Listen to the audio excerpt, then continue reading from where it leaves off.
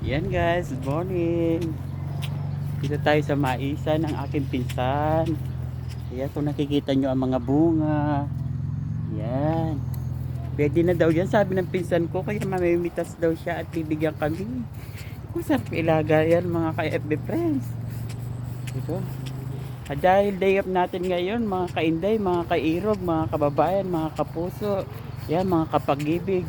Ayan. Kung muna ay damasyal sa aming asyenda.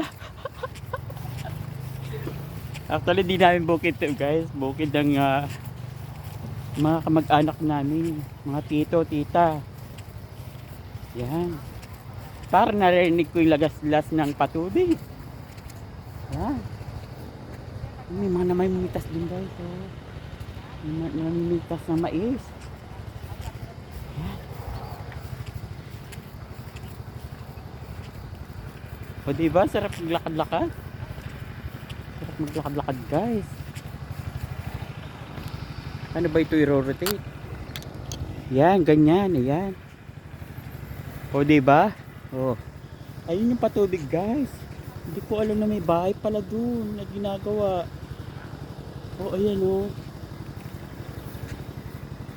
Diyan yung nanggagaling ng tubig papunta dun sa palay.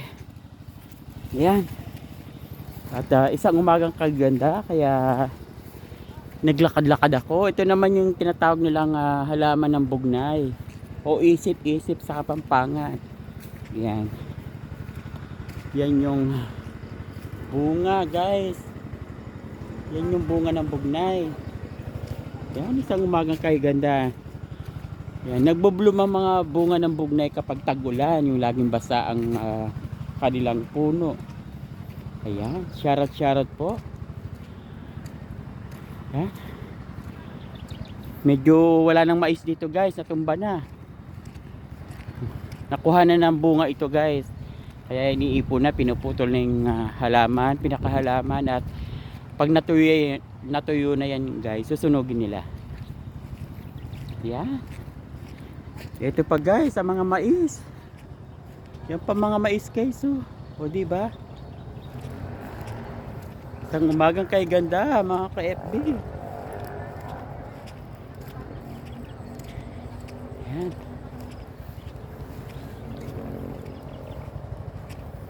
Diba? Sarap maglakad-lakad sa umaga mga ganitong oras, mga 7:30 ng umaga. Ayan. Lakad-lakad. Ayan.